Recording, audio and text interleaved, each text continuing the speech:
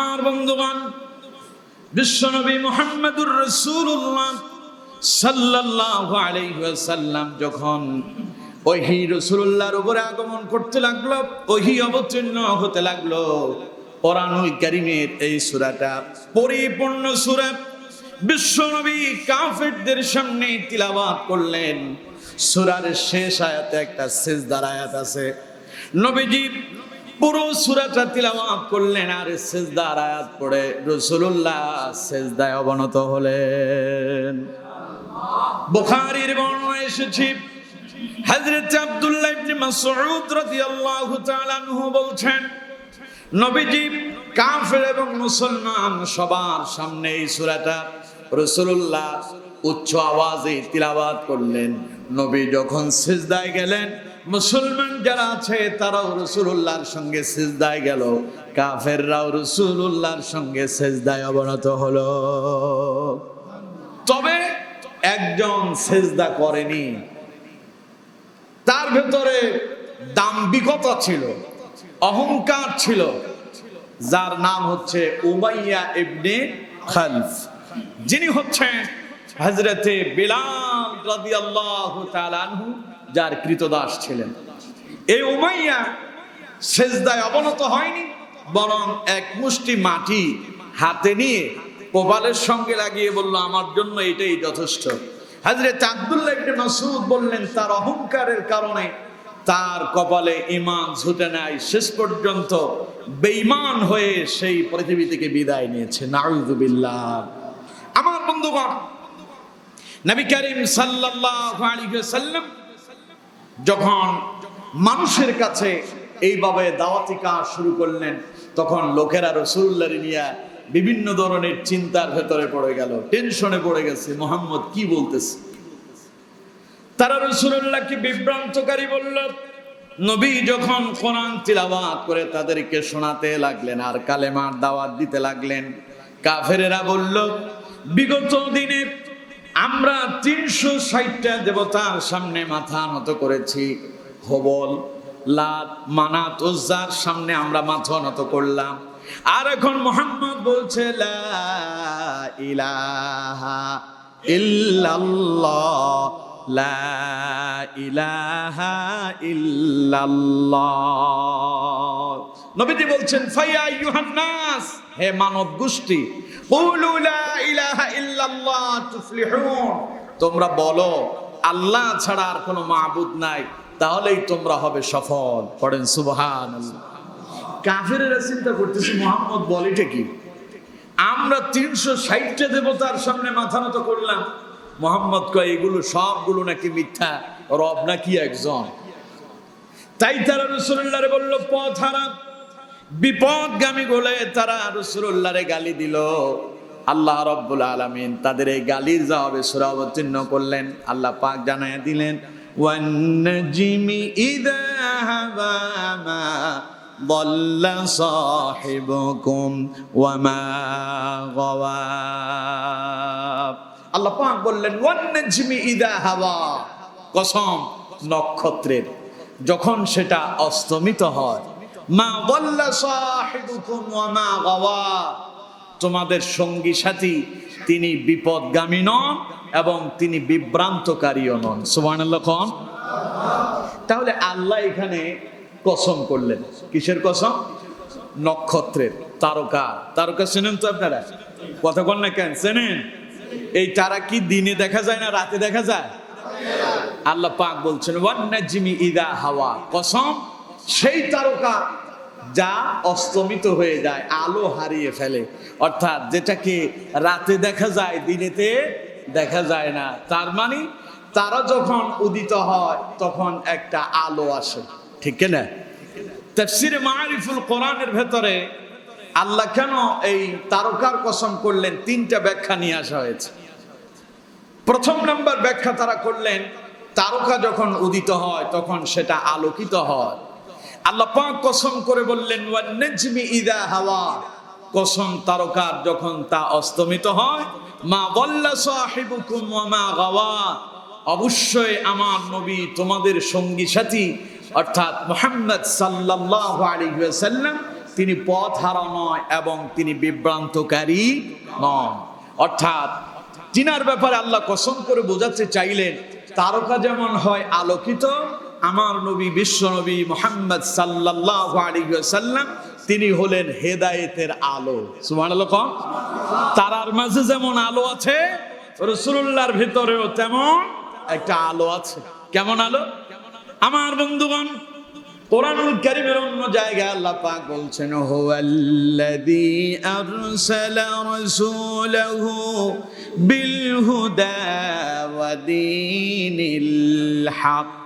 আল্লাহ রাব্বুল আলামিন বলছেন, নবী আমি আপনাকে রিসালাত সহকারে হেদায়েতের আলোক বর্তিকা দিয়া আর সঙ্গে একটা সত্য ধর্ম, সত্য দিন দিয়া তথা ইসলাম দিয়ে আমি আল্লাহ আপনারে প্রেরণ করলাম। সুবহানাল্লাহ। রাসূলুল্লাহকে আল্লাহ পাক এমন হেদায়েতের আলো দিয়েছেন, যারাই বিপদগামী ছিল, যারাই পথ হারা ছিল, রাসূলুল্লাহর কাছে যখনই এলো তারা রাসূলুল্লাহর আলোয় আলোকিত হয়ে তারাও কালেমা পড়ে মুসলমান হয়ে গেল।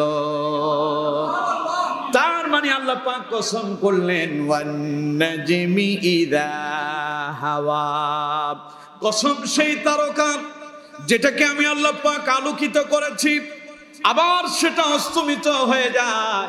আমার নবীকে আমি আল্লাহ পাক এইরকম আলোকিত করেছি, হেদায়েতের আলো দিয়ে আমি তারে প্রেরণ করেছি। আকাশে যখন তারা উদিত হন, নাবিকেরা সমুদ্র দিয়া যখন তারা সমুদ্র অতিক্রম করে, কোনো রাস্তা নাই, কোনো চিহ্ন তারা দেখতে পায় না, তারকা দেখে দেখে তারা তাদের পথ নির্ণয় করে। সুবহানাল্লাহ। শুধু তাই নয়, তৎকালীন সময়ে মক্কার লোকেরা যখন ব্যবসা করত, কাফেলা আনিয়া যখন তারা বিভিন্ন দেশে ভ্রমণে যেত, ব্যবসার কাজে বের হতো, রাত্রিবেলা মরুভূমির নির্দিষ্ট কোনো রাস্তা নেই, তারা পথ হিসাবে তারকাকে তারা পথ হিসাবে ধরে নিত। এই তারকা দেখে দেখে তারা তাদের পথ নির্ণয় করত। আল্লাহ পাক বলছেন, ওয়ান নাজমি ইযা হাওয়া, তোমরা যেইভাবে তারকা দেখে তোমাদের পথ নির্ণয় করো, মুহাম্মদ সাল্লাল্লাহু আলাইহি সাল্লামকে তোমাদের মাঝে প্রেরণ করেছি, তিনিও তোমাদেরকে হেদায়েতের আলো দিয়া আল্লাহর পথ দেখায়। তিনি তোমাদের মাঝে এসেছেন তারকা দিয়া, যেমন তোমরা তোমাদের পথ নির্ণয় করো, ঠিক তেমনি ভাবে মুহাম্মদ সাল্লাল্লাহু আলাইহি সাল্লামকে তোমাদের মাঝে প্রেরণ করেছি, সেই তারকার মতো তিনি তোমাদেরকে আল্লাহর পথে পরিচালিত করবেন। সুবহানাল্লাহ। 3 নাম্বার মারিফুল কোরআনে আরেকটা ব্যাখ্যা নিয়ে আসা হয়েছে। আল্লাহ পাক বললেন, ওয়ান নাজমি ইযা হাওয়া, কসম সেই নক্ষত্রের যখন তা অস্তমিত হয়। আমার বন্ধুগণ, তাফসীরে মারিফুল কোরআনে এসেছে আল্লাহ রাব্বুল আলামিন অস্তমিত তারকার কসম কেন করলেন, তার মানে আল্লাহ বোঝাতে চাইলেন তারা এক সময় থাকে আলোকিত, আবার দিনের বেলায় তার আলো হারিয়ে ফেলে। তারা যখন তার আলো হারিয়ে ফেলে, তখন সেই মানুষদেরকে জানায় দেয়, আমি চলে যাচ্ছি, আমার আলো চলে যাচ্ছে, আমি থাকতে থাকতে তুমি তোমার পথটা নির্ণয় করে নাও। তার মানে আল্লাহ রাব্বুল আলামিন বিশ্ব নবী মুহাম্মদ সাল্লাল্লাহু আলাইহি সাল্লামকে প্রেরণ করলেন, রাসূলুল্লাহরে হায়াত দিলেন মাত্র 63 বছর। তার মানে দুনিয়ার মানুষদেরকে বোঝাতে চাইলেন, ও দুনিয়ার মানুষেরা, তারা যেমন দিনের বেলায় তার আলো হারিয়ে ফেলে, সাময়িক সময়ের জন্য আকাশে উদিত হয়, নবী তোমাদের কাছে প্রেরণ করলাম, সামান্য সময় তিনি তোমাদের মাঝে থাকবেন। ওই তারা আলো হারিয়ে ফেলার আগেই তুমি তোমার রাস্তা নির্ণয় করো। মুহাম্মদ সাল্লাল্লাহু আলাইহি সাল্লাম তোমাদের মাঝ থেকে বিদায় নেওয়ার আগেই তোমরা হেদায়েতের আলোয় আলোকিত হয়ে যাও। কথা আমার বুঝতে পেরেছেন? তাই আল্লাহ রাব্বুল আলামিন কসম করলেন তারকার। আল্লাহ পাক বলছেন, ওয়ান নাজমি ইযা হাওয়া, কসম তারকারাত্রিক নক্ষত্রের যখন তা অস্তমিত হয়। মা দাল্লা সাহিবুকুম ওয়া মা গাওয়া, এরপর আল্লাহ পাক বললেন, মা দাল্লা সাহিবুকুম ওয়া মা গাওয়া, তোমাদের সঙ্গী সাথী মোটেও বিপদগামী নন, তিনি বিভ্রান্ত নন। সুবহানাল্লাহ। আচ্ছা, এখানে আল্লাহ পাক সাহিবুন দ্বারা সাহিবুকুম দিয়ে বুঝিয়েছেন মুহাম্মদ সাল্লাল্লাহু আলাইহি সাল্লামকে, অর্থাৎ সঙ্গী সাথী। আল্লাহ এখানে সাহিবুন শব্দ ব্যবহার না করে আল্লাহ ব্যবহার করতে পারতেন মা দাল্লা রাসূলুল্লাহি সাল্লাল্লাহু আলাইহি ওয়াসাল্লাম ওয়া মা গাওয়া। আল্লাহ বলতে পারতেন যে মুহাম্মদ সাল্লাল্লাহু আলাইহি সাল্লাম তিনি বিপদগামী নন, তিনি পথহারা নন, তিনি পথভ্রষ্ট নন। কিন্তু এই কথা না বলে আল্লাহ কেন বললেন সাহিবুকুম, তোমাদের সঙ্গী বিপদগামী নন, তিনি পথহারা নন, বিভ্রান্তকারী নন? এর পেছনে একটা কারণ আছে। সেই কারণটা কি? সাহিবুকুম বলে আল্লাহ পাক বোঝালেন এই তো সেই মানুষ যিনি বিগত 40 বছর তোমাদের সঙ্গে ছিল, যার চরিত্র সম্পর্কে তোমরা একেবারে দিনের আলো এবং রাতের আঁধার, তার কার্যকলাপ সম্পর্কে তোমরা অবশ্যই অবগত। 40 বছর যেই মানুষটা তোমাদের সঙ্গে উঠা বসা করলো, 40 বছরের চরিত্রের সম্পর্কে তোমরা জানো। এই 40টা বছর আমার নবীর চরিত্র কেমন ছিল। আজ 40 বছর পরে তিনি যখন তোমাদের কাছে কালেমার দাওয়াত দিচ্ছেন, তখন তোমাদের কাছে মনে হচ্ছে তিনি বিপদগামী, তিনি পথহারা হয়েছেন, তিনি বিভ্রান্ত হয়েছেন। আল্লাহ পাক বলছেন না, 40 বছর যেই মানুষ তোমাদের সঙ্গে একসাথে উঠা বসা করেছেন, তিনি এখনো তোমাদের সামনেই আছেন। তিনি তোমাদেরকে যা বলেন মোটেও বিভ্রান্ত নন, তিনি যা বলেন সব সত্য কথাই বলেন। সুবহানাল্লাহ। আমার বন্ধুগণ, রাসূলুল্লাহ যখন 40 বছর বয়সের আগ পর্যন্ত নবুয়ত পাননি, নবুয়তের পূর্ব সময় রাসূলুল্লাহ মক্কার মানুষের কাছে চরিত্রের দিক দিয়ে মনে হয় নিম্নগামী ছিলেন। কি রকম ছিলেন? সবার উপরে সম্মান আর মর্যাদা ছিল কি সবার উপরে। মক্কার লোকেরা মুহাম্মদ সাল্লাল্লাহু আলাইহি সাল্লামকে এত সম্মান করত, এত ইজ্জত করত, তারা রাসূলুল্লাহর নাম দিল আল আমিন। কি জন্য দিল? রাসূলুল্লাহর চরিত্র দেখে। কি দেখে? কথা কন না কেন? কি দেখে? চরিত্র দেখে। এমন চরিত্র রাসূলুল্লাহর ভেতরে ছিল, নবীজি জীবনে মিথ্যা কথা বলেন নাই, কাউকে গান মন্দ করেন নাই, মানুষের উপরে জুলুম করেন নাই, নির্যাতন করেন নাই, নিপীড়ন করেন নাই। গোটা জীবন মানব সেবায় রাসূলুল্লাহ নিয়োজিত ছিলেন। সুবহানাল্লাহ। আমার বন্ধুগণ, রাসূল যখন দাওয়াত দেওয়া শুরু করলো, যে মানুষটা তাদের কাছে ছিল আল আমিন, এখন হলো কি বিভ্রান্তকারী, এখন হয়ে গেল পথহারা। ওরা বলে এখন রাসূল পথভ্রষ্ট হয়েছেন। বলেন নাউযুবিল্লাহ। আরো জোরে বলেন নাউযুবিল্লাহ। ইসলাম তাই বলে, হক কথা বললে বলে বাতিলেরা হকের বিপক্ষে অবস্থান নিয়ে হকপন্থীদেরকে বিভ্রান্তকারী বলে গালি দেয়। ঠিক না? বিগত দিনের ইতিহাস দেখেন, আলেমেরা কোরআনুল কারীমের মঞ্চে বসে, মসজিদের মিম্বারে বসে কোরআনের হক কথা বলেছে। জালেমদের কলিজায় আঘাত লেগেছে বলে আলেমদেরকে ধরে জালেমেরা জেলখানায় বন্দী করেছে। ঠিক না? তারা বন্দী করলো আমাদের সে কোরআনের পাখি আল্লামা দেলোয়ার হোসেন সাইদি সাহেবকে, যিনি জীবনের 50 বছর আল্লাহর কোরআনের দাওয়াত দিলেন, যার দাওয়াত শোনার পরে এই বাংলাদেশ সহ সারা পৃথিবীতে প্রায় 1000-এর অধিক অমুসলিম কালেমা পড়ে মুসলমান হলো, বেঈমান আল্লাহওয়ালাতে পরিণত হলো, বেনামাজি নামাজি হয়েছে।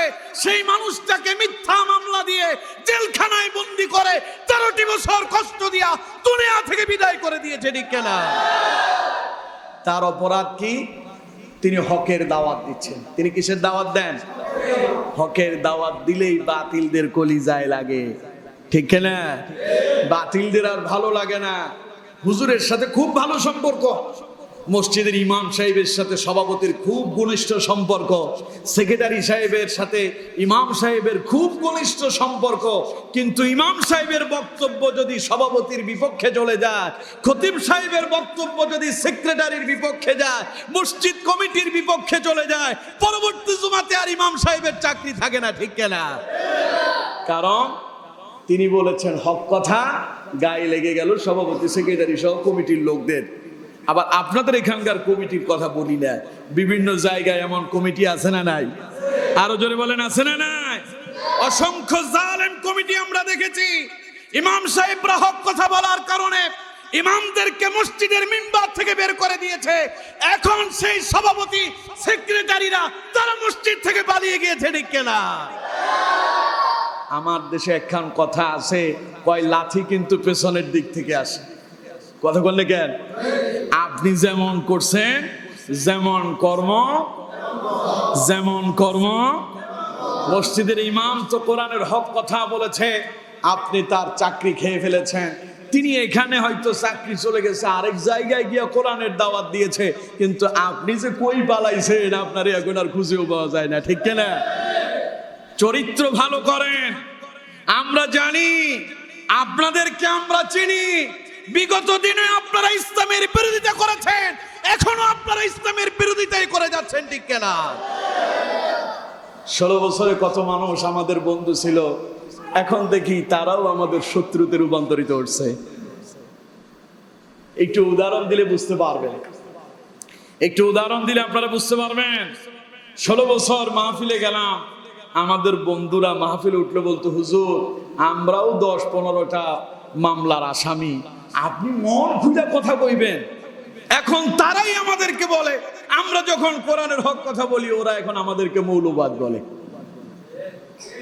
কিছু কিছু কথা ইশারায় বুঝতে হবে, সব কথা ডাইরেক্ট বলবো না, ইশারায় বুঝে নেন।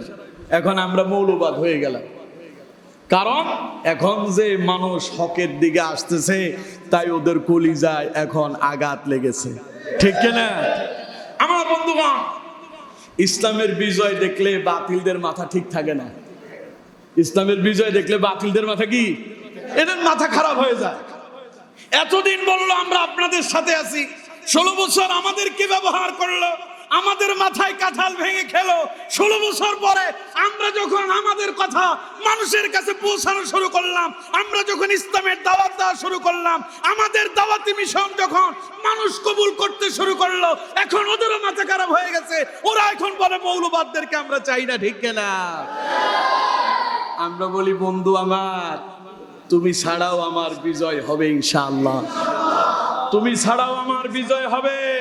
কারণ আমার নবী, বিশ্ব নবী মুহাম্মদ সাল্লাল্লাহু আলাইহি সাল্লাম যখন মক্কায় কালেমার দাওয়াত দেওয়া শুরু করেছেন, আমার নবীর পক্ষে দুনিয়ার কেউ ছিল না, আমার নবীর পক্ষে ছিলেন আল্লাহ। নবী যেমন বিজয় পেয়েছে, আজ ইসলামী আন্দোলন আলেমদের পক্ষে আল্লাহই আছে, তোমার আমার প্রয়োজন নাই, আল্লাহর সাহায্যেই বিজয় আসবে, ঠিক কিনা? সুতরাং মন খারাপ করেন না। যত মেঘ ধরে তত বৃষ্টি হয় না, ঠিক কিনা? কথা বল না কেন, ঠিক কিনা? এত তাড়াতাড়ি আপনারা খোলস বদলায়েন না, একটু অপেক্ষা করেন। সবাই স্লোগান দেয় শান্তি চাই, শান্তি চাই। দেশ স্বাধীন হলো 50 বছর হয়ে গেল, দেশের এখনো দুর্নীতি বন্ধ হইল না। বঙ্গবন্ধু বলেছিলেন যে দেশ স্বাধীন করে সবাই পায় তেলের খনি, স্বর্ণের খনি, আমি পাইলাম চোরের খনি। আজ 55 বছরে এই চোর বন্ধ হলো না, ঠিক কিনা? ওরে কথা কয় না, ঠিক কিনা?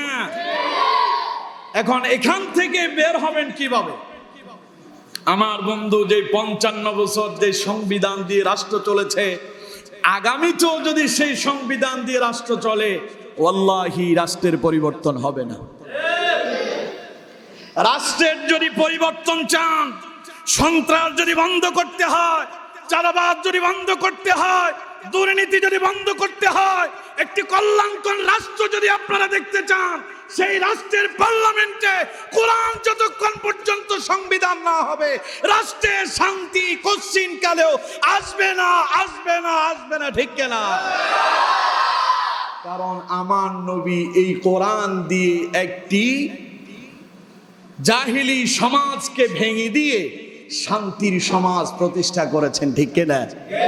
এজন্য কোরআনের বিকল্প নাই। এখন কোরআনের কথা বললে আমার বন্ধুরা রাগ করেন। আমি বলি, বন্ধু আপনি রাগ করবেন কেন? কেন আপনার মন খারাপ হয়? আপনিও মুসলমান, আমিও মুসলমান, ক্ষমতায় আপনি যান, আমার কোনো অসুবিধা নাই।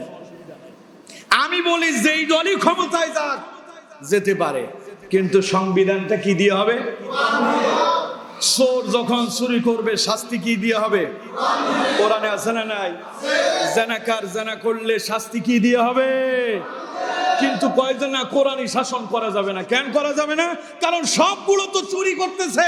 ওরা যখন মেম্বার, চেয়ারম্যান, এমপি, মন্ত্রী হওয়ার আগে ওদের হিসাব দেখা যায় 2-4-5 লাখ টাকা ওদের অ্যাকাউন্টে আছে, কিন্তু যখন ক্ষমতায় আছে এরপরে দেখা যায় বাড়ি আর গাড়ি সম্পত্তি কত হয়েছে তার কোনো হিসাবই নাই। ওরা বুঝতে পারে যদি কোরআন দিয়ে যদি রাষ্ট্র চলে একটা নেতারও হাত থাকবে না, ঠিক কিনা?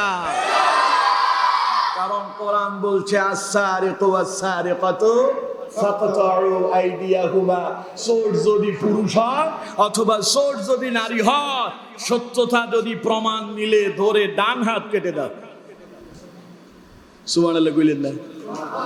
এখন আপনারা মনে মনে বলবেন, হুজুর এই তো কড়া শাসন, এই কড়া শাসন ছাড়া চুরি বন্ধ হবে না, এই কড়া শাসন কায়েম করা ছাড়া দুর্নীতি বন্ধ হবে না। তাই দুর্নীতি বন্ধ করার জন্য কোরআনের শাসনের দরকার আছে না নাই? এখন এটা বললে আমার বন্ধুরা যারা বিগত দিনে আমাদের সঙ্গেই চলেছেন ওরা আমাদেরকে বলে জঙ্গিবাদ। সেই পূর্বের সেই গালি, এই গালি বিগত দিনেও শুনেছি, এই গালি রাসূলুল্লাহকেও দিয়েছে। মা দাল্লা সাহিবুকুম ওয়া মা গাওয়া। ওরা রাসূলুল্লাহর বলছে বিভ্রান্তকারী, আর আমাদেরকে বলে জঙ্গিবাদী। ঠিক কিনা? কথা কন না কেন? ঠিক কিনা? খালি গালির সিস্টেমটা পরিবর্তন হয়েছে, শব্দ উচ্চারণটা পরিবর্তন হয়েছে, শব্দ পরিবর্তন হয়েছে, কিন্তু গালির পরিবর্তন নাই। বিগত 16 বছরে দেখেছি হক কথা বললেই রাজাকার। কথা কন না কেন? হক কথা বললেই রাজাকার। রাজাকার এমন এক পর্যায়ে গেল যে রাজাকারের আন্দোলনের কারণে ক্ষমতা ছেড়েও পালাতে হয়েছে, ঠিক কিনা?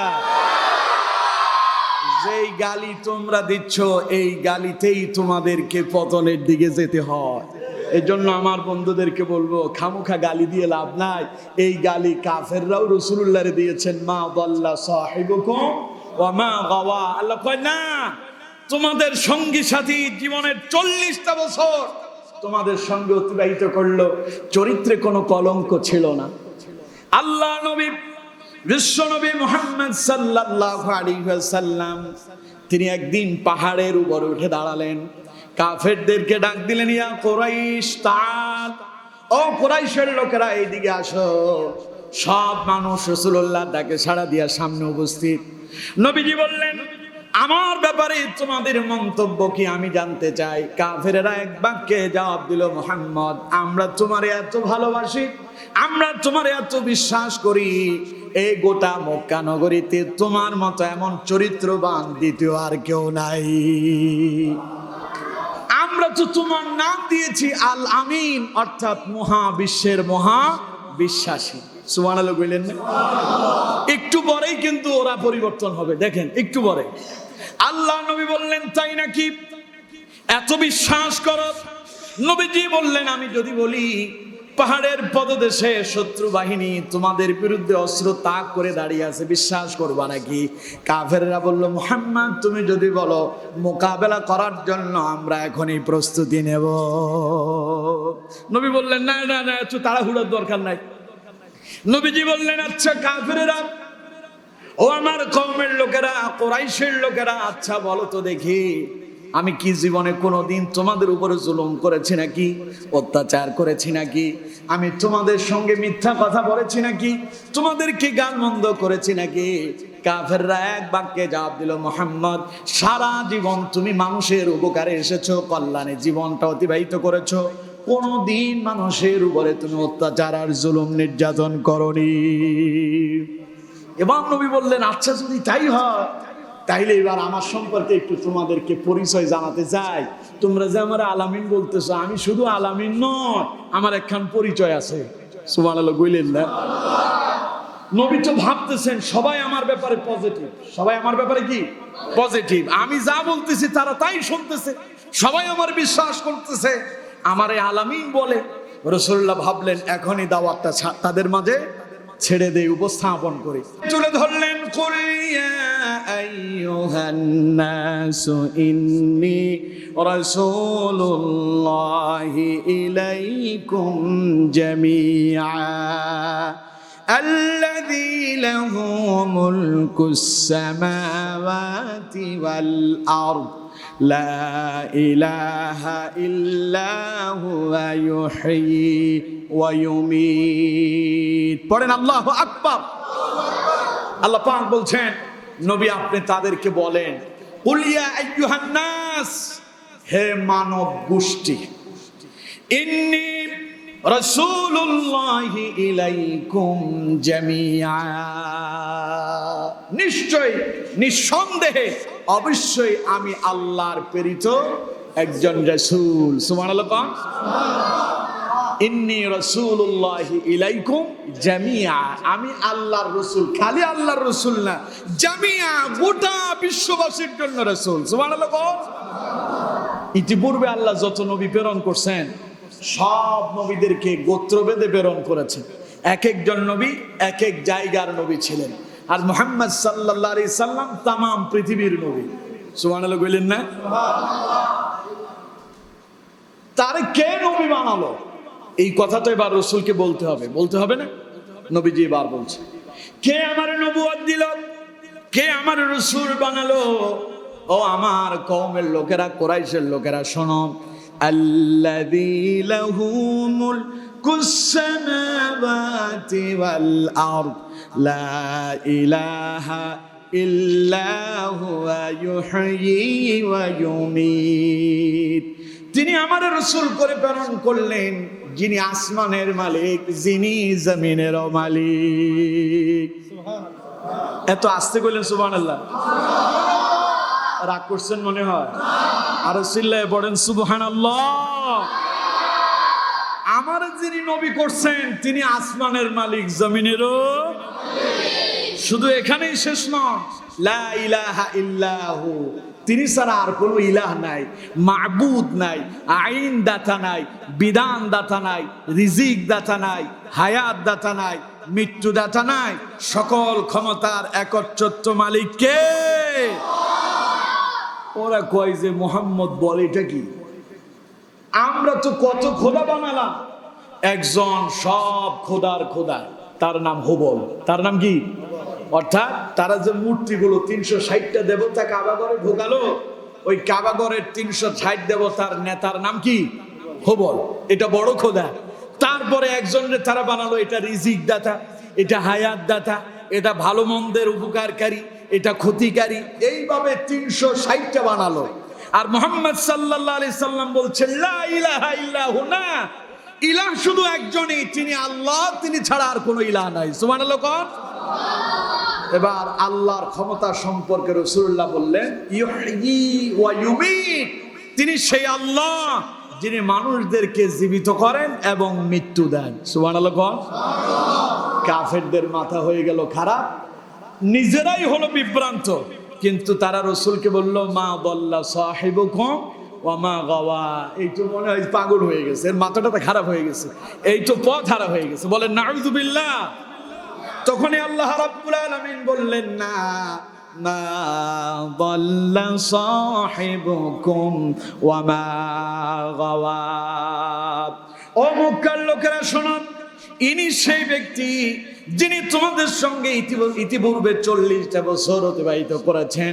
তিনি যেমন তখনও পথ হারা ছিলেন না, বিপদগামী ছিলেন না, বিভ্রান্তকারী ছিলেন না, এখনো তিনি পথ হারা নন, পথভ্রষ্ট নন, বিভ্রান্তকারী নন। তিনি যা বলেন সব কার কথা? আরো জোরে বলেন। নবী কোনো কথা নিজের বলেন? কথা বলেন নিজে বলে? আল্লাহ যা বলেন নবী তাই বলেন। এরপরের আয়াতে দেখুন আল্লাহ পাক বলছেন, আল্লাহ রাব্বুল আলামিন বলছেন ইন হুয়া ইল্লা ওয়াহয়ুন ইউহা। আল্লাহ পাক বলছেন ওয়া মা ইয়ানতিকু আনিল হাওয়া, আমার নবী একখান কথাও নিজের মন গড়া বলে না। সুবহানাল্লাহ বলেন না? তিনি যা বলেন ইন হুয়া ইল্লা ওয়াহয়ুন ইউহা, তিনি যা বলেন সব আল্লাহর ওহী। সুবহানাল্লাহ। তার মানে রাসূলুল্লাহ ততক্ষণ পর্যন্ত কথা বলতেন না যতক্ষণ আল্লাহর পক্ষ থেকে রাসূলুল্লাহর কাছে বার্তা না আসতো, ততক্ষণ নবীজি চুপ থাকতেন। সুবহানাল্লাহ বললেন না? আমার বন্ধুগণ, নবী করিম হযরত মূসা আলাইহিস সালামের নাম শুনছেন তো? কথা বল না কেন, শুনছেন? মূসার নাম মূসা কালিমুল্লাহ। মূসা আলাইহিস সালামের নাম কি? মূসা কালিমুল্লাহ, যিনি আল্লাহর সঙ্গে তুর পাহাড় থেকে ডাইরেক্ট কথা বলেছে। কোনো লাইন নাই, তার নাই, নেটওয়ার্ক নাই, এরপরে কোনো টাওয়ার নাই, কোনো মোবাইল নাই, টেলিফোন নাই, ডাইরেক্ট এখানে বসে মূসা কথা বলে, ওইখানে আল্লাহ রিসিভ করে মূসার কথার জবাব দেয়। সুবহানাল্লাহ। কিন্তু আমার নবীর সাথে তুর পাহাড় পর্যন্ত যাওয়ার প্রয়োজন হয় নাই। সুবহানাল্লাহ। আমার বন্ধুগণ, কেউ রাসূলুল্লাহকে যদি কোনো প্রশ্ন করতেন, নবীজি চুপ থাকতেন যতক্ষণ আল্লাহর পক্ষ থেকে কোনো বার্তা না আসতো। আল্লাহ যখনই রাসূলুল্লাহর কাছে মেসেজ পাঠিয়ে দিতেন, তখনই আল্লাহ নবী তাদের কথার জবাব দিতেন। এই জন্য আল্লাহ রাব্বুল আলামিন বলছেন, ইন হুয়া ইল্লা ওয়াহয়ুন ইউহা। আমার নবী তোমাদের সঙ্গে যা বলে একটাও তার নিজের মন গড়া কথা নয়, বরং সবগুলো কথা আমি আল্লাহর ওহী। সুবহানাল্লাহ। আমার বন্ধুগণ, তাফসীর ইবনে কাসিরের ভেতরে এসেছে, ইমাম আহমদ এবং আবু দাউদ রাহমাতুল্লাহি আলাইহি তারা এই হাদিসটা বর্ণনা করেছেন। হযরতে আব্দুল্লাহ ইবনে আমর রাদিয়াল্লাহু তাআলা আনহু তিনি বলছেন, মক্কাতে যখন বিশ্বনবী মুহাম্মদ সাল্লাল্লাহু আলাইহি ওয়াসাল্লাম নিজেকে নবী বলে প্রকাশ করলেন, আমি যখন ইসলাম কবুল করলাম, এরপর থেকেই নবী যত কথা বলতেন আমি সব কথা কোট করতাম। কোট বুঝেন তো? সব লিখে ফেলতাম। ওহীর লিখক ছিলেন উনি। ওহীর কি ছিলেন? লিখক ছিলেন, কাতিব ওহী। নবীজি যা বলতেন সব কিছু তিনি লিপিবদ্ধ করে ফেলতেন, তিনি কোট করে ফেলতেন। তখন কুরাইশের লোকেরা হযরত আব্দুল্লাহ ইবনে আমর রাদিয়াল্লাহু তাআলা আনহুকে বললেন, তুমি এই কাজ করো না, কারণ মুহাম্মদ সাল্লাল্লাহু আলাইহি সাল্লাম তিনি তো মানুষ, তিনি মাঝে মধ্যে রাগ করেও কোনো কথা বলতে পারেন। বলে তুমি সেটা লিপিবদ্ধ করলে, কোট করলে সেটা তো হাদিস হয়ে যাবে, সুতরাং তুমি এই কাজ করা থেকে বিরত থাকো। হযরত আব্দুল্লাহ ইবনে আমর বললেন, আমি এবার ওহীর লেখা বন্ধ করে দিলাম। ঘটনাটা আমি রাসূলুল্লাহর কাছে বললাম। নবীজির কাছে আমি যখন এই কথা উপস্থাপন করলাম, তখন নবীজি আমাকে বললেন, হে আব্দুল্লাহ, আমি যত কথা বলি সব কথা লিপিবদ্ধ করো, কারণ মুহাম্মদ একটা কথাও মিথ্যা বলে না। আল্লাহর কথা যা মুহাম্মদ বলে তা বলেন। সুবহানাল্লাহ। আমার বন্ধুগণ, হযরতে আবু হুরায়রা রাদিয়াল্লাহু তাআলা আনহু তিনি বলছেন, বিশ্বনবী মুহাম্মদ সাল্লাল্লাহু আলাইহি ওয়াসাল্লাম তিনি বলেছেন, আমি কোনো মিথ্যা কথা বলি না, যা বলি সব সত্য কথা। একজন সাহাবী তখন প্রশ্ন করলেন, ইয়া রাসূলুল্লাহ সাল্লাল্লাহু আলাইহি সাল্লাম, হুজুর আপনি তো মাঝে মধ্যে আমাদের সঙ্গে হাসি মুখেও কথা বলেন, আপনি তো রসিকতা করেন, রসিকতা করে মানুষ কত মিথ্যা কথা বলে, আছেন এরকম? কথা বল না কেন, আছে না নাই? রসিকতা করে মানুষ অনেক মিথ্যা কথা বলে। আমার দেশে অনেকে দেখবেন হুতি বলে, হুতি, কত মিথ্যা সেখানে আছে। কিচ্ছা বলে, গল্প। আমার দেশের অধিকাংশ গল্পই মিথ্যা। অধিকাংশ গল্প কি? ওই যে একখান আছে না, হাট্টিমা টিম টিম তারা মাঠে পাড়ে ডিম, তাদের খাড়া দুটো সেই তারা হাট্টিমা টিম টিম। এই জাতের কোন প্রাণী আজ পর্যন্ত পৃথিবীতে কোথাও দেখাই যায় নাই, অথচ মিথ্যা একখান গল্প বানায় বইয়ের ভিতরে লিখে দিয়েছে, আর সমানে আমাদের ছেলেদেরকে এই মিথ্যা গল্প শেখানো হচ্ছে। ঠিক কিনা? আরো জোরে বলেন, ঠিক কিনা? আমার বন্ধুগণ, যেহেতু এই কথাটা আসছে, শিক্ষা ব্যবস্থা নিয়ে দুইটা কথা বলা দরকারও আছে। ঠিক কিনা? বিগত দিনে শিক্ষার এত দুরবস্থা হয়েছে, ইসলাম বলতে শব্দটাই আমাদের বই থেকে মুছে দেওয়ার জন্য একটা ষড়যন্ত্র করা হয়েছে। যেখানে ইসলাম ছিল সেখানে ইসলামকে কেটে দিয়ে সমকামিতাকে বইয়ের ভেতরে স্থান দেওয়া হয়েছে। ঠিক কিনা? জোরে বলেন, ঠিক কিনা? বিগত বছরে আপনারা দেখেছেন আমরা অনেক প্রতিবাদ করেছি। আমার দেশের কিছু নাস্তিক্যবাদীরা তারা শিক্ষা ব্যবস্থাকে পরিচালনা করতে গিয়ে মানুষকে বানালো মানুষ নাকি বানর থেকে এলো। নাউজুবিল্লাহ কইলেন না? মানুষ কি বানর থেকে আসে? জোরে বলেন, মানুষ কি বানর থেকে আসে? মানুষ সৃষ্টি করছেন কে? আর মানুষকে আল্লাহ প্রেরণ করেছেন হযরতে আদম আলাইহিস সালামের মধ্য দিয়ে। সুবহানাল্লাহ। কোরআন থেকে শুনুন, আল্লাহ পাক বলছেন, ইয়া আইয়ুহান নাসু ইত্তাকু রাব্বাকুমুল্লাযী খালাকাকুম মিন নাফসিন ওয়াহিদাতিন ওয়া খালাকা মিনহা যাওজাহা وبث منهما رجالا كثيرا ونساء। আমার বন্ধুগণ, আল্লাহ তাআলা বলছেন, হে দুনিয়ার মানুষেরা, ইয়া আইয়ুহান নাস, হে মানব গোষ্ঠী, ইত্তাকু রাব্বাকুম, তোমরা তোমাদের রবকে ভয় করো, আল্লাযী খালাকাকুম, যিনি তোমাদেরকে সৃষ্টি করেছেন, মিন নাফসিন ওয়াহিদা, একটা মাত্র আত্মা হতে, অর্থাৎ সর্বপ্রথম আল্লাহ যারে সৃষ্টি করলেন তার নাম হলো হযরতে আদম আলাইহিস সালাতু ওয়াস সালাম। সুবহানাল্লাহ। আল্লাহ বললেন, আমি তোমাদেরকে একটা মাত্র আত্মা হতে তৈরি করেছি। এরপরে আল্লাহ রাব্বুল আলামিন বলছেন, ওয়া খালাকা মিনহা যাওজাহা, তার থেকে সৃষ্টি করলাম তার স্ত্রী, অর্থাৎ মা হাওয়া আলাইহিস সালামকে এবার আল্লাহ পাক তৈরি করলেন। এরপরে আল্লাহ রাব্বুল আলামিন বলছেন, এরপরে আমি সৃষ্টি করলাম, ওয়া খালাকা মিনহা যাওজাহা ওয়া বাসসা মিনহুমা রিজালান কাসীরান ওয়া নিসাআ, আর তাদের থেকে আমি অসংখ্য নারী এবং পুরুষকে সৃষ্টি করে তামাম পৃথিবীতে ছড়িয়ে ছিটিয়ে দিয়েছি। পড়েন সুবহানাল্লাহ।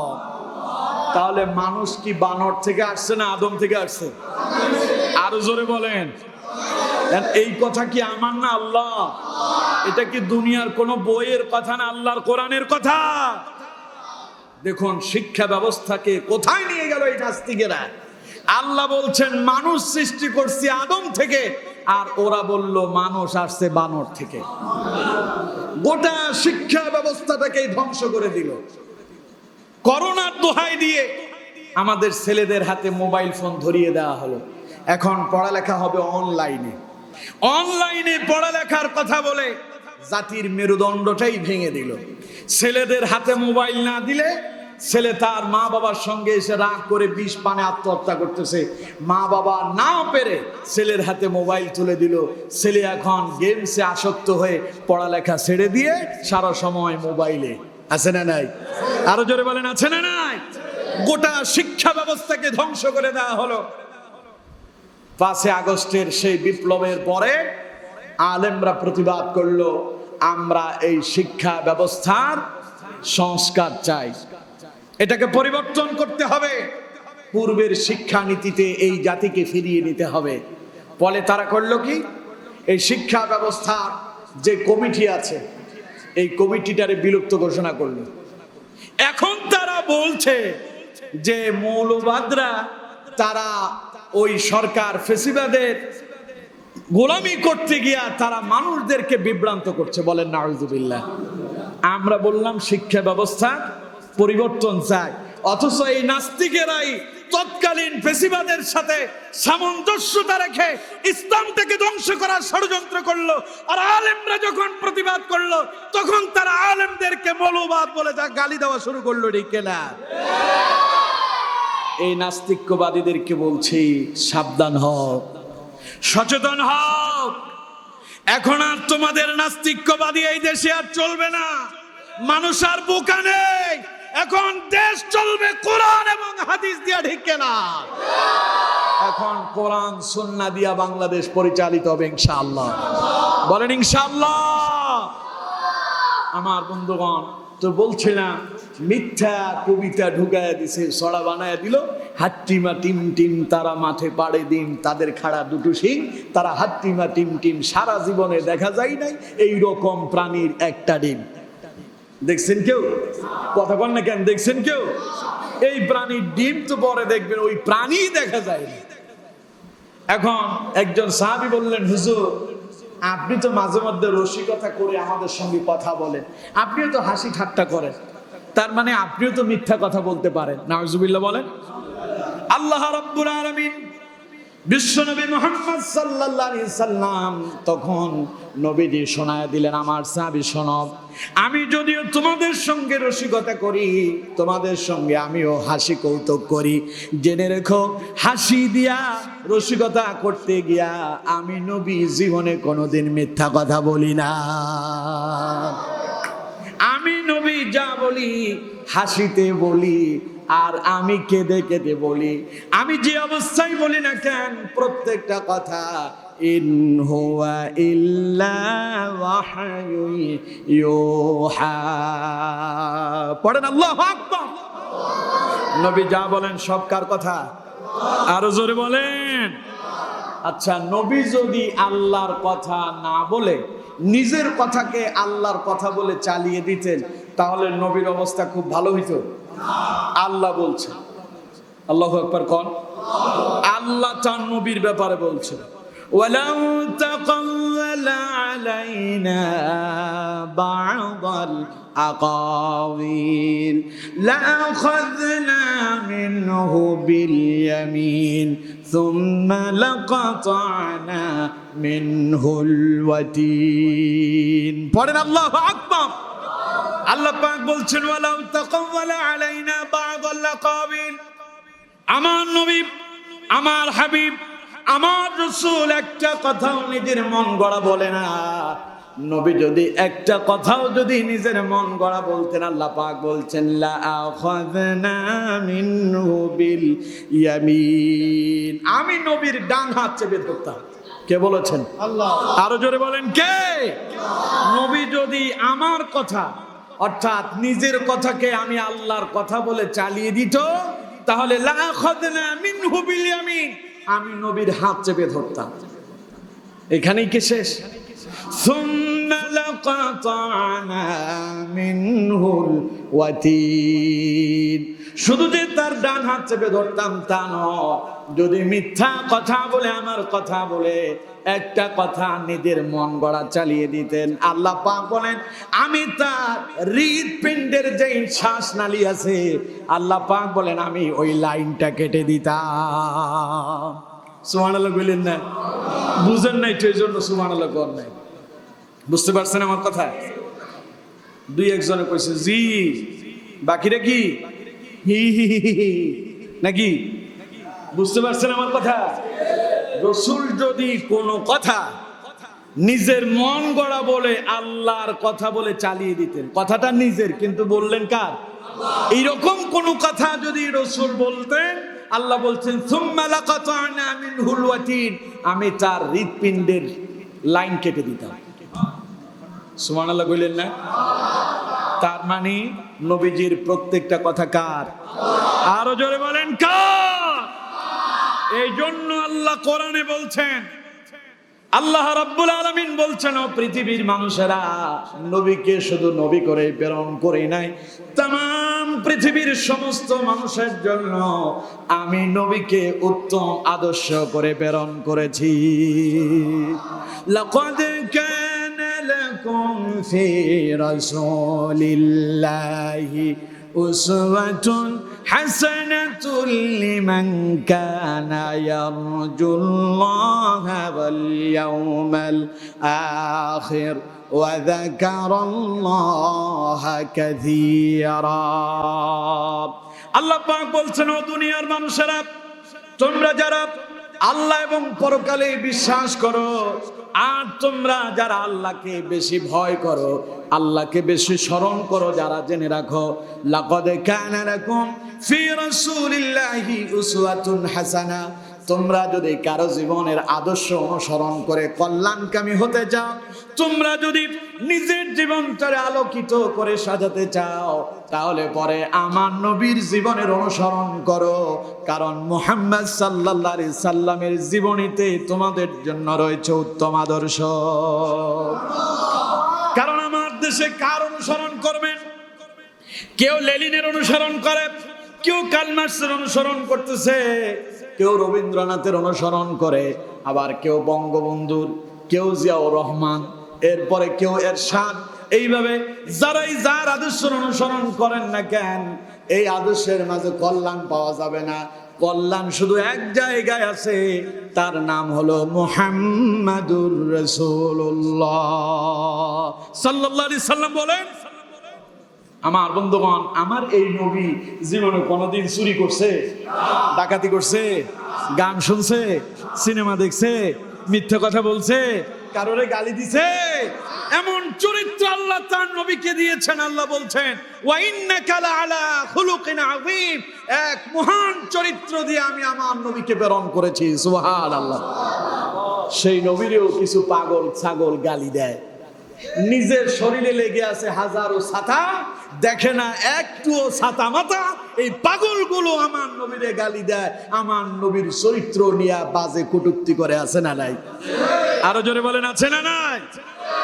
এই যে গত কয়েকদিন আগে ভারতের এক হিন্দু পুরোহিত, পুরোহিত মানে হলো যারা ধর্মের দাওয়াত দেয় আর কি, এই পুরোহিত আমার নবীকে নিয়ে একটা বাজে কথা বললো।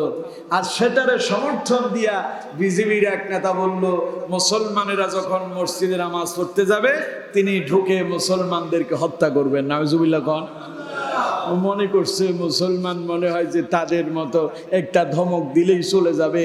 তারা জানে না এই মুসলমান খাব্বাব বিন ওয়ালিদের উত্তরসূরি, এরা ওমরের উত্তরসূরি, এরা জীবন দেবে, ইসলাম থেকে এক বিন্দু পরিমাণ পিছু হতে যাবে না। ঠিক না? বিগত দিনের ইতিহাস দেখেন, একটা ইসলামিক দলকে নাস্তানাবুদ করে ছাড়তে তারা চেয়েছিল। শুধু এক জায়গায় তাদের সমস্যা, রাষ্ট্রের সংবিধানে লেখা সকল ধর্ম সকল ক্ষমতার উৎস জনগণ, আর ওই সংগঠনের তাদের নিবন্ধনে লেখা আছে সকল ক্ষমতার মালিক। এই সাংঘর্ষিক, ওরা বলতেছে সকল ক্ষমতার মালিক জনগণ, আর ওই ইসলামিক দল বলছে না, সকল ক্ষমতার মালিক। এই একখান কথাকে তারা এমন ভাবে হাইলাইট করলো, শেষ পর্যন্ত ওই দলের নিবন্ধন বাতিল করলো। ওই দলের নিবন্ধন বাতিল করার পরেও ওই ইসলামিক দল মাথা নত করে নাই, ওদের সাথে সমঝোতায় যায় নাই। প্রয়োজনে দল ছেড়ে দেব, আল্লাহর আইন ছেড়ে দিতে পারি না। ঠিক না? তারা অটলার অবিচল থাকার কারণে এখন যারা নিবন্ধন বাতিল করছে তাদেরকে যিনি বাতিল করছেন তিনি কে?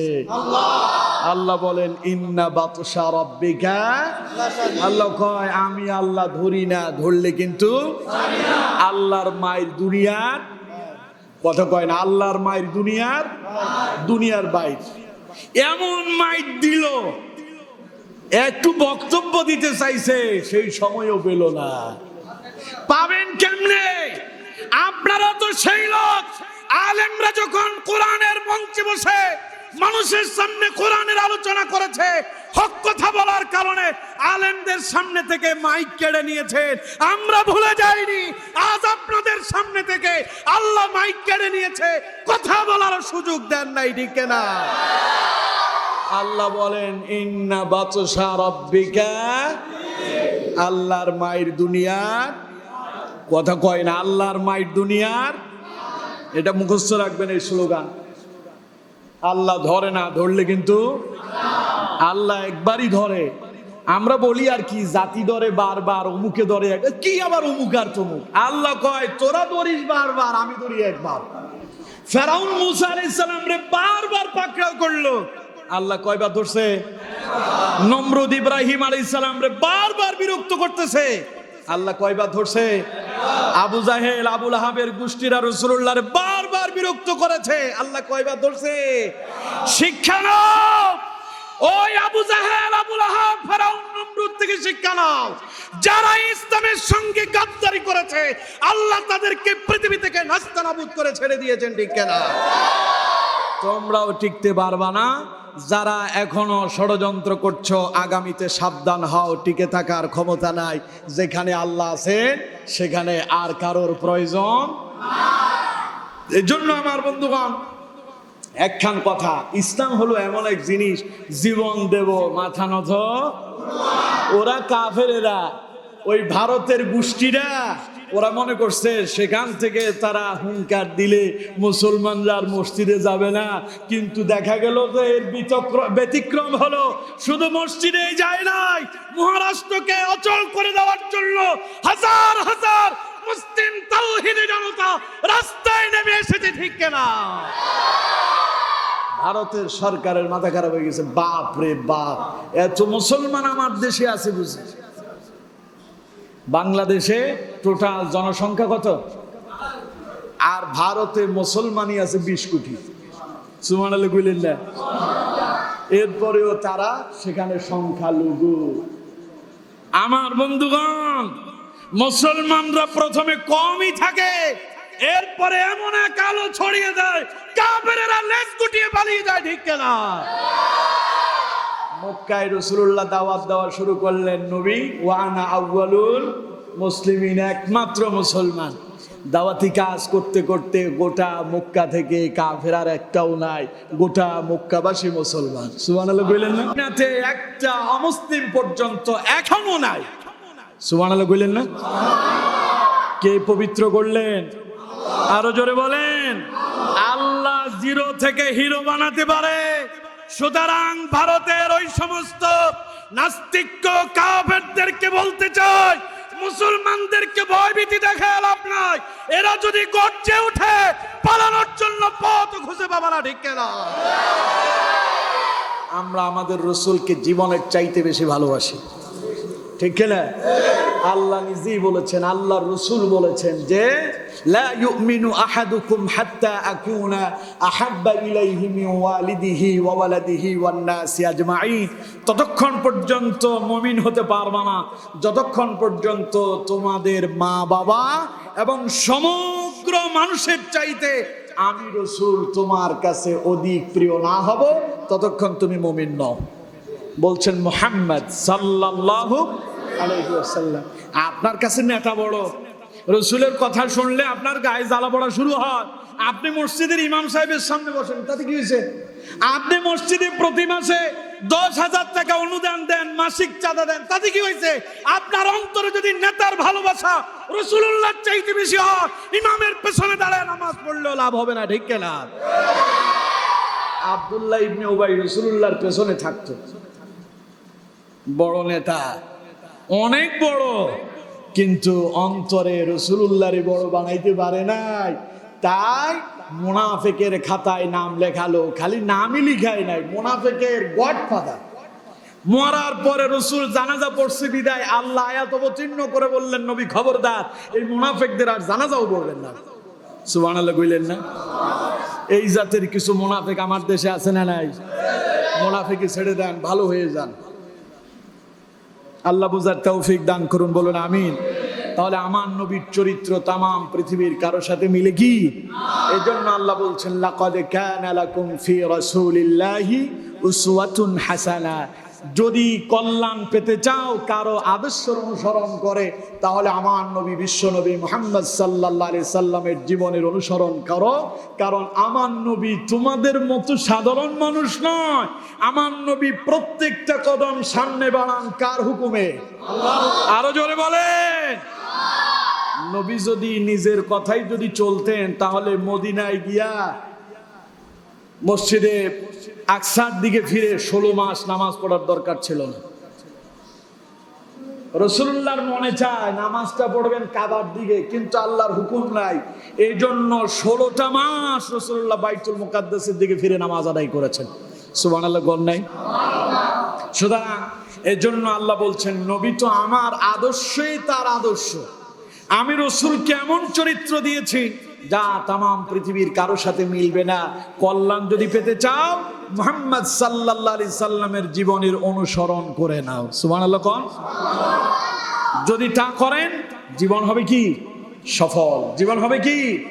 কোরআনুল কারীমে আল্লাহ পাক বলছেন, নবীর অনুসরণ তুমি যদি মনে করো না আমি করলাম না, জীবনটারে সফল বানাতে চাই না, আল্লাহ কয় কথা বললেই শেষ হবে না।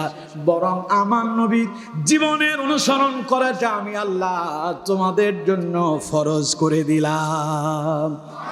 কোরআনুল কারীমের সূরা হাশরে আল্লাহ পাক বলছেন মা আতাকুমুর রাসূলু ফাখুযুহু ওয়া মা নাহাকুম আনহু ফান্তাহু। পড়েন আল্লাহু আকবার। আর 3 মিনিট, আর কয় মিনিট? আরো জোরে কোন কয় মিনিট? ঘড়ির দিকে তাকায় দেখেন সময় কিন্তু শেষ। একখান কথা আছে, শেষ ভালো যার সব ভালো তার। এখন ফিনিশিং চলছে, ভেতরে ভালোভাবে গেঁথে নেন, কাজে লাগবে ইনশাআল্লাহ। জোরে বলেন ইনশাআল্লাহ। আল্লাহ বলছেন মা আতাকুমুর রাসূলু ফাখুযুহু, পৃথিবীবাসী শোনো, আমার নবী যা নিয়ে আসছে তা মানো।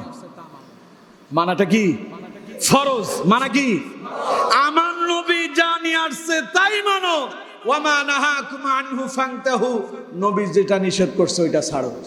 কার আদেশ? আরো জোরে বলেন কার? এবার আল্লাহ রাব্বুল আলামিন বলছেন যদি না মানো, আমার নবীর অনুকরণ যদি না করো, শোনো ইয়া আইয়ুহাল্লাযীনা আমানু আতিউল্লাহ ওয়া আতিউর রাসূলা ওয়া লা তুবতিলু আ'মালাকুম। ও ঈমানদারেরা, মুমিনেরা শোনো, ইয়া আইয়ুহাল্লাযীনা আমানু আতিউল্লাহ, মুমিনেরা আল্লাহর হুকুম মেনে চলো, আল্লাহর আনুগত্য করো, ওয়া আতিউর রাসূল, আর আমার নবীর অনুসরণ করো। এরপরে আল্লাহ রাব্বুল আলামিন বলছেন যদি না করো, ওয়ালা তুবতিলু আমালাকুম, নামাজ পড়ে যদি কপালটারে কালো বানায় ফেলো, পাগড়ি একটার উপরে 10টা লাগাও, হজ করতে করতে সব সম্পদ কোরবান করে দাও, কোরবানি ঈদের দিন 100টা উট জবাই করো, কাম হবে না যদি আমার রাসূল আর আমার যদি অনুসরণ আনুগত্য যদি করতে না পারো। ওয়ালা তুবতিলু আমালাকুম, জীবনের সব আমলগুলো তোমাদের বরবাদ হয়ে যাবে। কার কথা? আরো জোরে বলেন। তাইলে সমাজ চলবে কার দেখানো পথে? রাসূলুল্লাহর। কার? রাসূলুল্লাহর দেখানো পদ্ধতিতে মসজিদ চলবে, নবীর দেখানো পদ্ধতিতে সমাজ চলবে, নবীর দেখানো পদ্ধতিতে রাষ্ট্র চলবে। যদি রাষ্ট্র, সমাজ, পরিবার, মসজিদ, পার্লামেন্ট যদি রাসূলুল্লাহর দেখানো পথ মত তরিকা মোতাবেক না চলে, ওয়ালা তুবতিলু আমালাকুম, আল্লাহ কয় সব আমল বরবাদ হয়ে যাবে। কথা আমার না আল্লাহর। সূরার নাম সূরা মুহাম্মদ। সূরার নাম। তাইলে সুতরাং কথাগুলো যদি আল্লাহর হয়, মানতে কোনো অসুবিধা আছে? তাহলে গোটা জীবনটা কার আদর্শে সাজাবো? কারণ আমার নবী বিভ্রান্তকারী নন, আমার নবী পাগল নন, আমার নবী নিজের মন গড়া কথা, সেই কথাই আল্লাহ পাক এই সূরাতে বললেন ওয়ান নাজমি ইযা হাওয়া। কসম নক্ষত্রের যখন তা অস্তমিত হয়ে যায়, মা দাল্লা সাহিবুকুম ওয়া মা গাওয়া, তোমাদের সঙ্গী সাথী অর্থাৎ আমার নবী মোটেও বিভ্রান্ত নন, পথ হারা নন, পথভ্রষ্ট নন। ওয়া মা ইয়ানতিকু আনিল হাওয়া, আমার নবী নিজের মন গড়া একটা কথাও বলেন না। ইন হুয়া ইল্লা ওয়াহয়ু ইউহা, আমার নবী যা বলেন সব আমি আল্লাহর ওহী। বলেন সুবহানাল্লাহ। সুতরাং নবী যেহেতু নিজের মন গড়া কথা বলেন না, এই জন্য নবীর আদর্শে জীবন গঠন করতে রাজি আছি তো? আল্লাহ আমাদেরকে তৌফিক দান করুন। আমরা পড়ি আমিন। আরো জোরে পড়েন আমিন।